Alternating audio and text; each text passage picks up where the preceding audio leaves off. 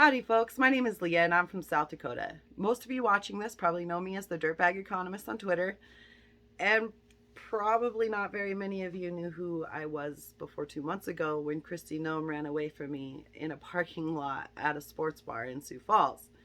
A lot has happened since then in my life. For better or worse, I've become South Dakota famous. People either recognize my face or my name or my Twitter handle, or they heard about what I did.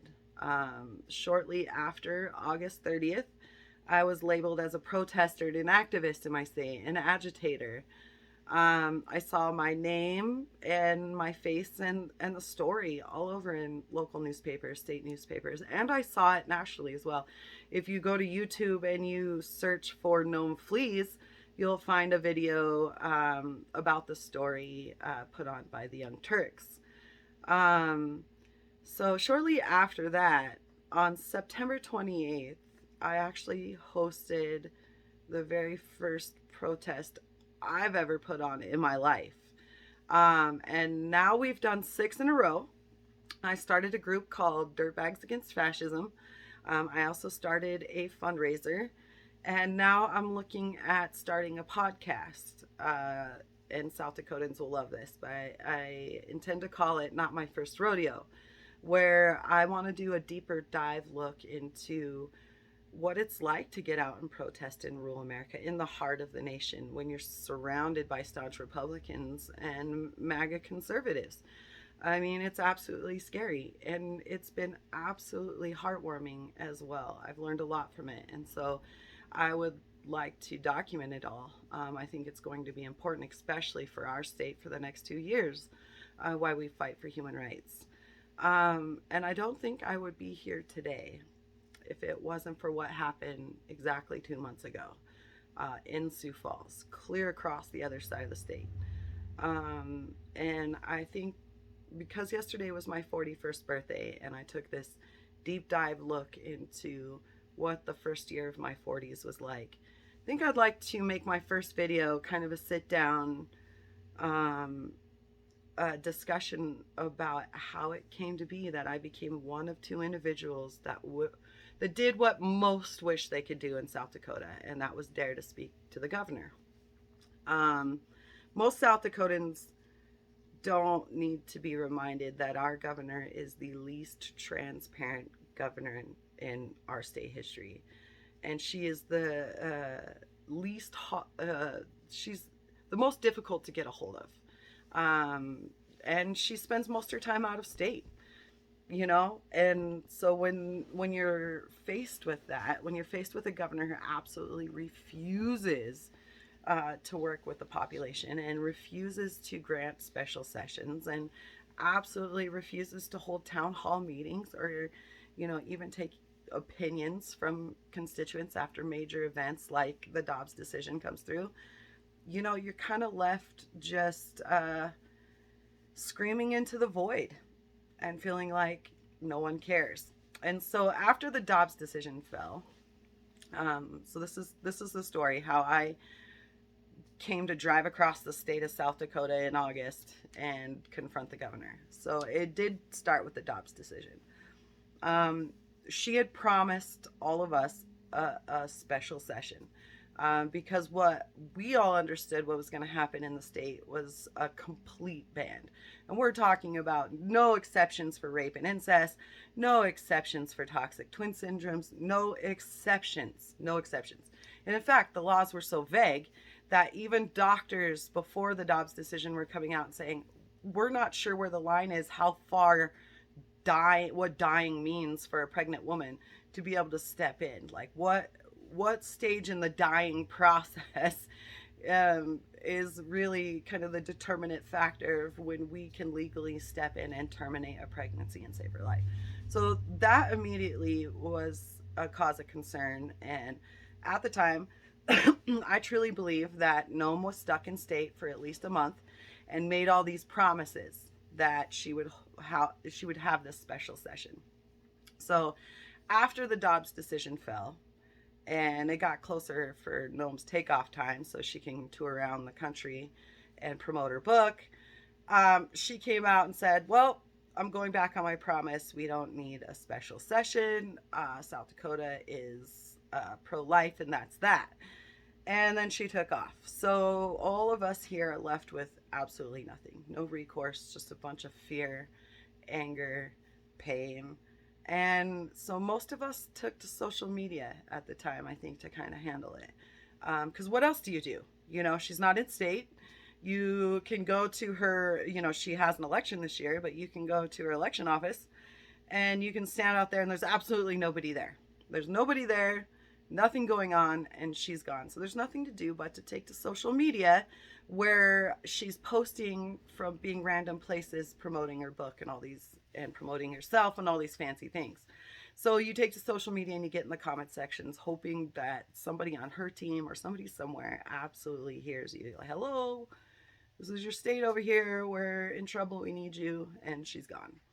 So at the time that Dobbs' decision was passed, I had maybe 72 followers on Twitter. That was not my main social media hub. I used Instagram. I'm a former snowboarder. So, but I started getting active more and more on Twitter, like many South Dakotans did. And so in that, I kind of found a few other South Dakotans that felt the same way I did. We're just absolutely enraged by this. And so I saw my social media following on Twitter kind of grow gradually from 72 to about 150 over the summer. During that time, while Noem was out on her book tour, this horrific story hit the nation about a 10-year-old girl who had been raped and impregnated. And to make matters worse, not only is she now a national story, trust me, this girl's going to grow up and she's going to see her story in all the papers from this time. But not only did her story, which should be private, now make it to public news all across the country, because this is the reality for many women and girls now. But she also had to be forced to leave her home and travel, I don't know, dozens, hundreds of miles away to receive health care. Because there's absolutely no way in fucking hell a 10-year-old should be forced to give birth. I mean, for fuck's sake. So Noem, our governor here in South Dakota, is out on a national tour.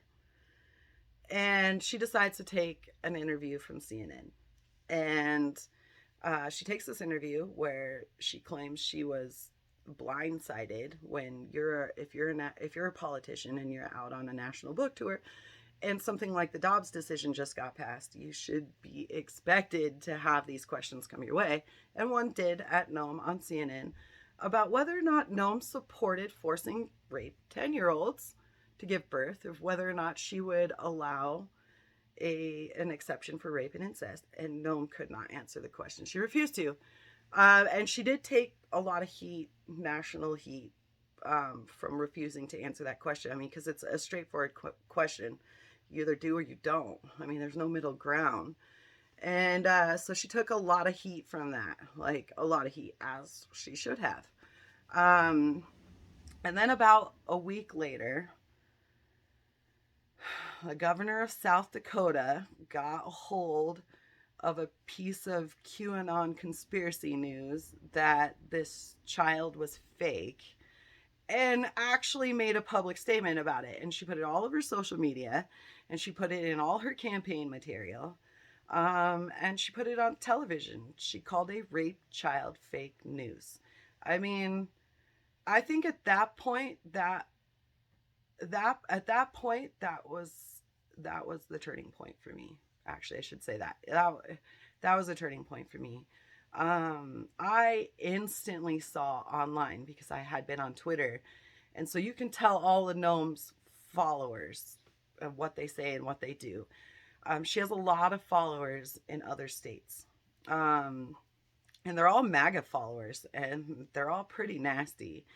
And so when she came out and called this child's fake news, what happened in the comments, what happened in the populace was that a lot of people got up and started demanding that this child be doxxed. We've got to find her. We need to know her name. I mean, talk about pitchfork mafia. That's exactly what happened on Twitter. And people did go about to find the child's name, find out who the mother was. They were demonizing the mother, Noem's followers, on her social media, on Noem's social media, on our state's governor's social media. You have people who are finding out who the mother is and demanding that the mother get locked up because she never made a report. And there was so much hate and violence towards the mother of this rape child that I could only imagine. Later on, I find out that the mother actually has a Twitter account, and she actually saw a lot of this vitriolic language and demonizing of her and claiming that she never filed the report, when sane America knows that for there even to be a story about a rape child, somebody had to make the report. I mean, so here Noem is calling a rape child fake news for liberal media. And the reason why she's doing that is to shield herself from her own decision making. And that to me was just horrific. At that point in time, I think it was when I knew for sure that there was nothing that Noem was ever going to hear. No tragic story of a child losing their mother in childbirth when it could have prevented. There's going to be no story about the abuse that happens to pregnant women when fathers don't want to be a father. There's going to be no stories about why it is absolutely necessary to keep government out of healthcare. She wasn't going to listen to any of the tragic stories, not when she's willing to use a raped child as a shield for political theater. That's what it was. And when Noem found out that the story actually was true and that there was a report made and that the police had already been on it, and in fact the headline should have read how long it takes for a report to get made for an arrest to happen. Now that's where the news was, right? We know rape and incest happens. We know child rape happens. We know every 72 seconds in America a woman's raped. We know every 9 minutes that she is a child. We know that. So the news is, then what the news then should be is why it takes fucking 3 or 4 weeks for us to go from a report to an arrest. Instead, Noem talks about none of that. She doesn't take the opportunity to discuss rape and incest within South Dakota and what she plans to do to make sure that doesn't happen. No, she just runs like she always does. She used a raped child as a shield and what I call is bullying a raped child for political theater. And it absolutely was disgusting. So if anybody wants to know the true reason of what motivated me to get into my car on Hello West River or damn near the Montana border and drive clear across the state almost to Minnesota to talk to Noem, it was this story. It's exactly what she did. I watched it happen and it infuriated me enough to the point. It infuriated me enough to the point where how I even found out Noem was back in the state and going to be at Golf Addiction was the fact that because I was on Twitter and now had 152 followers, 99% of them from South Dakota, was that I saw a tweet on August 29th, and it was late at night. I'm sitting on my couch right across where I'm sitting right now, and this tweet said something like, Sioux Falls, good trouble. And I mean, you have to be half stupid not to know what that meant. It meant that somebody knew something about Noem and was probably going to be in Sioux Falls. And I wanted to know. And the reason why I wanted to know was because I wanted the opportunity of a lifetime to stand up for a mother in Ohio and accuse my governor of something horrific she did. For just the sake of doing it, because it needs to be spoken. That is exactly what happened. So this tweet comes out, and it's over in Sioux Falls because nothing happens over here, West River. We're way too rural. Most of the population of South Dakota is over East River, and it's where all the stuff happens. So this tweet comes out, says, good trouble. Sioux Falls. And I'm thinking about it. I'm like, I could be in Sioux Falls. So I answered the DM, and I got into the person's messages and I said, hey, I live in Spearfish, but I can be mobile. And so I got the details. And it kind of was, I had no proof that Noem was going to show up in Sioux Falls. None whatsoever. All I had was somebody I knew to be from East River, but didn't know personally, just on Twitter, had found information out from somebody else that Noem was expected to be at Golf Addiction at 5 p.m. And so there's a time change between East River and West River. So when I got all the information, I timed it out. So the very next morning meant I'd have to get up early. So the very next morning, I got up pretty early, went and got coffee, and I got in my car and I went to make the 6.5-hour journey across the state. On the way there, I didn't really have a plan. I didn't really know what I was going to say to her. I wasn't a protest either. I mean, come on. I didn't have a car riled up full of angry women. I didn't have t-shirts. I didn't have signs. I didn't have anything. I just wanted to say what I wanted to say. So I got in the car and I had mama bear energy. And I drove the 6.5 hours. Now, while I was driving out, cool stuff happened because I did put it on Twitter. Say, hey, I'm going to Sioux Falls on a whim, you know? And so somebody did kind of contact me and they said, oh, well, if you're in Sioux Falls, you know, why don't you stop off the co-op and get something to eat? So I did. I arrived in Sioux Falls about 15 minutes early before 5 o'clock. I thought it was enough time to hit the co-op, grab some food.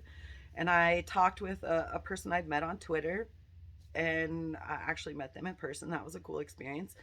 You know, I haven't got out to socialize much since the pandemic. So as awkward as I think he probably felt and I felt, it was a really cool experience just to get out and talk to a stranger. It kind of actually helped me get rid of some nerves too. And I got a bite to eat. So I grabbed my sandwich and I drove over to Golf Addiction and I sat in my car and there was nobody there. I actually didn't park. I don't know exactly the layout. It's kind of a weird area. I actually was parked next to Sherwin-Williams. So they kind of share a parking lot with Golf Addiction. And I was scoping the place out. And I wanted scoping the place out because, one, I wanted a chance. What I had to talk to Noem about was pretty private. So I wanted a chance to talk to her, not in front of people and not in front of kids, but kind of privately. And so I kind of wanted to know where the best area to do that was, which was actually where I was parked. If she was going to walk up there and not over on the other side where the intersection was, then that would offer the most privacy. You know, I don't necessarily like screaming about stories about rape and incest and reproductive issues in front of public people. So that's kind of what I was thinking. I didn't know that anybody else would be there either. I didn't, there's not like an organized group in South Dakota that really plans these things. So it was just kind of a word of mouth. And I think it was whoever could show up, showed up. So I was there for I don't know, about 20 minutes. It was a little after 5 o'clock. And I hadn't seen Noem yet, but I did see a police officer, which kind of tipped me off that she was going to show up. So I made a Twitter post that said I had made it, and that I was standing outside waiting, and another woman actually commented and was like, "Oh, I'm here," and I realized it was somebody else I followed on there too, and her name's Tiffany, and so I found out there was actually somebody else there who's actually from Sioux Falls and had made it down there. So the greatest part of this story was probably meeting Tiffany, because I had no idea what a legend Tiffany actually was until much later after this happened. But when I first met her, I got the distinct impression that she knew what she was doing, that she was involved in the community. I mean, she didn't necessarily say that, but I mean, I got that impression. Probably because, she came right over. She actually called me by my Twitter handle too, dirtbag. And I answer, of course, it's automatic because I get called dirtbag in my personal life as well. So I answered, "Oh yeah, over here." So we met briefly before the incident actually takes place. I get to know her. She's Tiffany, and she's like, "Well, I have you heard about that we're going to put Roe on the ballot?" And I said, "No, I haven't heard about that." So she actually had a flyer for me, a poster. It was to put Roe on the ballot, and the poster was being distributed by Dakotans for Health. So she filled me in on all that. And then she looks at me, she says, "Well, I know this is going to happen. I know she's going to be here, but she could also not show up. She could choose to just bypass this and go to the Canaries game." So, I'm like, okay. So Tiffany then asked me, you know, if I would kind of like not really watch out, but if I would just, alert her if Noem shows up, because she needed to go in and use the bathroom. So she goes in to use the bathroom. Of course, Murphy's Law. So this is when Noem shows up. And I'd already decided kind of that I was going to let Tiffany say her piece before I said mine, because she looked like she had an official statement to make. Whereas I was just going to accuse the governor of bullying a rape child. So I'd already decided that as Tiffany's inside, but here walks Noem. Okay, so here's where I want to kind of slow myself down and kind of go back to the moment, because it I think this is the moment my heart rate just started just going up and I started shaking. So I'm standing by my car, just kind of expecting Tiffany to come out of the bathroom at any moment. And out of the corner of my eye, I see this kind of entourage. And towards the back of the entourage of maybe like 3 or 4 people was a very tiny woman walking slowly. And I just knew it. Like, her hair was down on her face. I was standing on her left side. So her face was kind of down, and she had big sunglasses on, and her brown hair was out in front of her. But I could just tell. I've never seen Noem in person, but I could just tell it was her. But I wanted it to be her for sure. Not only that, I wanted what I had to say to be done out there in the parking lot before she went into the event. That was very important to me. So I panicked. And then I realized I was panicking. And if I panicked much longer, she was going to pass by. So I called her name. I said, "Kristi Noem." And she stopped and looked at me, because everybody stops and looks when you get your name called. So she stopped and looked at me, and that's when I knew it was her. And so some quick thinking on my part was that I just needed to keep her in the parking lot and try to keep from too many people coming out to, kind of start something. So, if the crowd of people that's around is smaller, it's a lot easier to keep from getting out of control. So I called her name, and then to keep her in the parking lot, or to keep her attention, I said, I didn't scream it, but I did say it loudly, "I want my rights back." And then she said, "Okay, thank you," and then turned around to dismiss me and walk away. And I wouldn't let it go at that. I kept saying, "I want my rights back." Then I said her name again, so she turned around and looked at me, and they all kind of stopped again. And I tried to tell her my story, where I'm 41 years old. I have a 13-year-old. I've been married for 15 years. And right now, neither one of us can leave the state of South Dakota.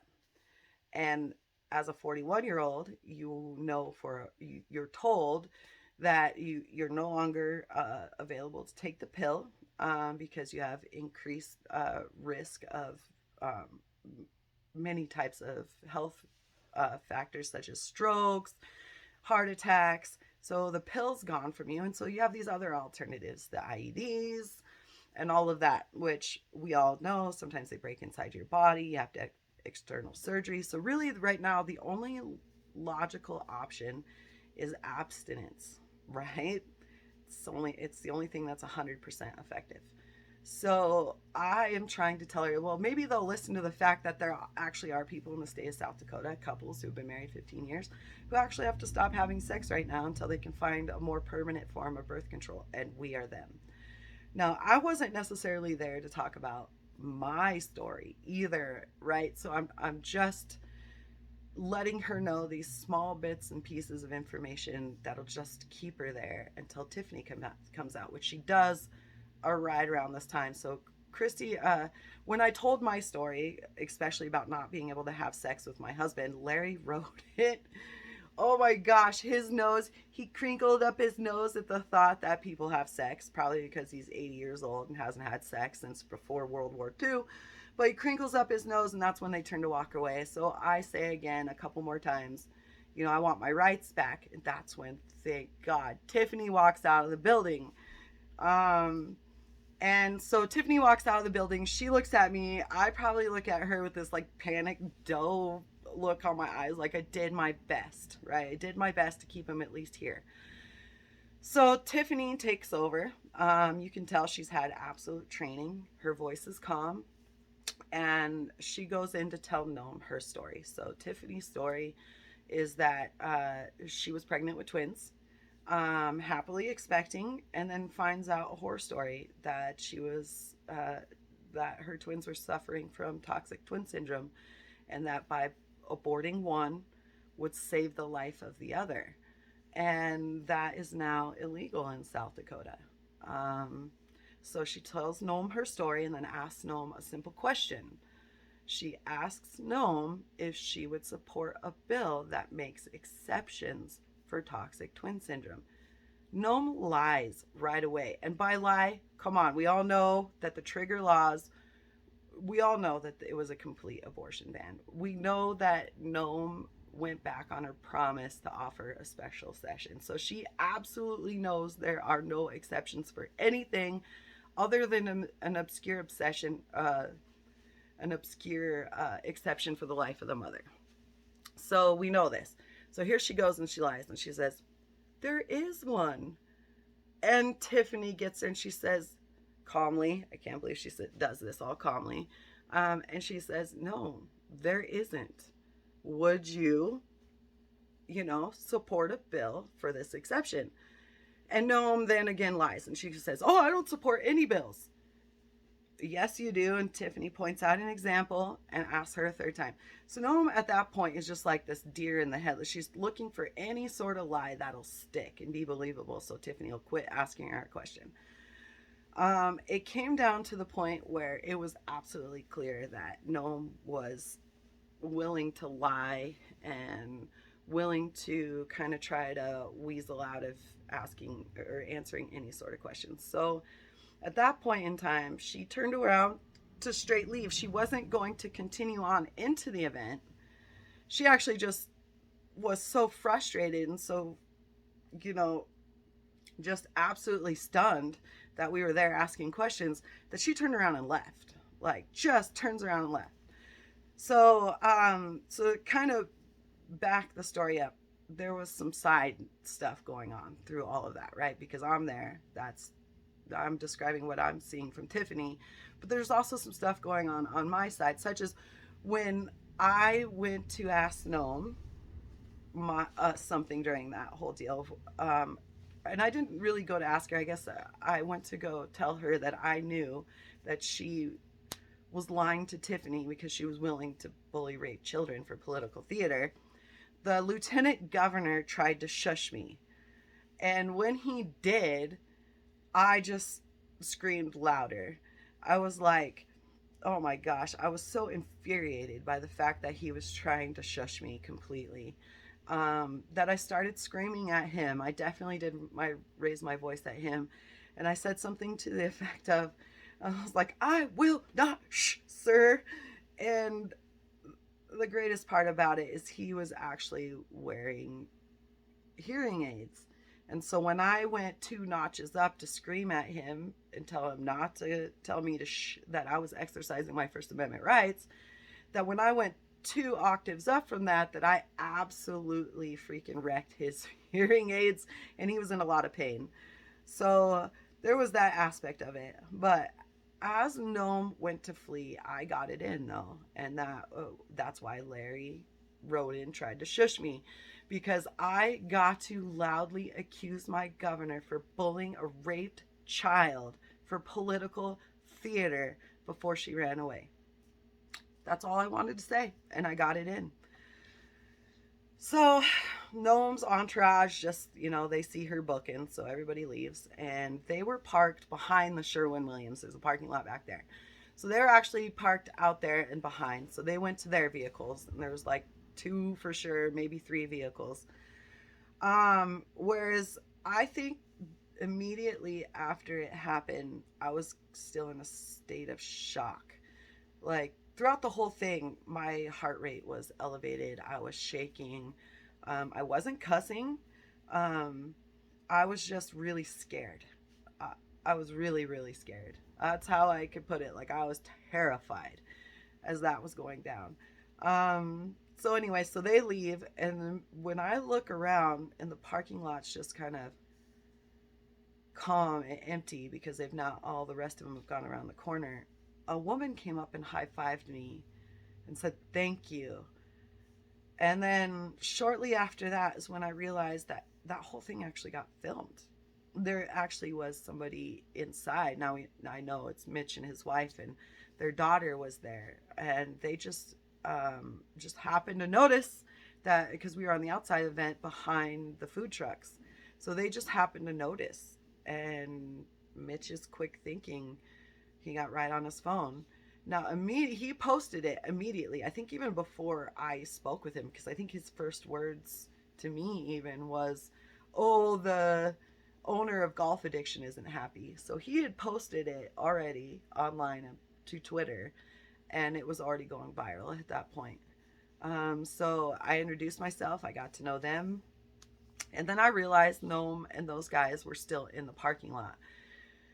So I went and got a flyer, and I went and looked, and Tiffany was already down there too. So we're now looking at Noem's entourage getting ready to leave, and they started pulling out. And before they got in their cars, Larry Roden looked at both Tiffany and I standing there, and he had rage on his face. Now Tiffany will explain it that she believes that he wanted to hit us. That man, if he had known he could, probably would have. He was enraged. I mean, I don't think it was necessarily that we ruined the event. I think it was the fact that we had taken control of the situation. And I think that's what enraged him. And she's right. I saw the same thing too. We weren't standing next to each other. We were actually standing 10 feet apart. But we both saw the same thing. He looked at both of us. So he didn't look at Mitch and those other people around. He specifically looked at Tiffany and I. So, something to know about me, and it probably has a lot to do with being a mountaineer and being a snowboarder, is that I don't run from fear. There's flight and fight responses, right? I have a definite fight response. So in that moment when I was feeling threatened, I wanted him to know that he couldn't hurt me. And my last act of defiance was to walk the extra 5 feet to this little pathway. It's the road that you take to drive out of Golf Addiction. I knew they'd have to drive through there. So I got as close to possible in the road without blocking it. And I just held up that Roe v. Wade sign that Tiffany had given me. And so that was pretty much the end of it. I mean, I didn't stick around for long. And there is more to the story. I mean, and I did run across the street and eventually end up meeting a woman named Michelle who runs Inspired Attire. I bought a t-shirt from her, and then that relationship has blossomed since then. There were also some protesters across the street that I got to talk to over there in Sioux Falls. And I actually found myself kind of in the middle of all of it, of meeting all the large organizations in the state that are actually the movers and the shakers who are going to get Roe on our ballot, who are actively trying to fund abortion care for South Dakotans in the state. I found myself meeting each and every one of them, and it was probably the best experience that I've had in a very long time, that came out of something so icky and cruel, like a governor bullying a raped child for political theater. So I think out of all the media attention that this story got, the one thing that was missed was the fact that Noem did 100% call a rape child fake news for political theater and nothing more. And when it came out, she failed to apologize. And not only that, she failed to actually do what a governor should do, which was acknowledge rape statistics in her own state and then to tell her constituency what she's going to do about it. But that's not what she did. And it kind of has forced each and one of our hands ever since then. So thanks for listening to my story. Make sure you catch my podcasts, Not My First Rodeo, and let me know what you think. Thank you. Bye.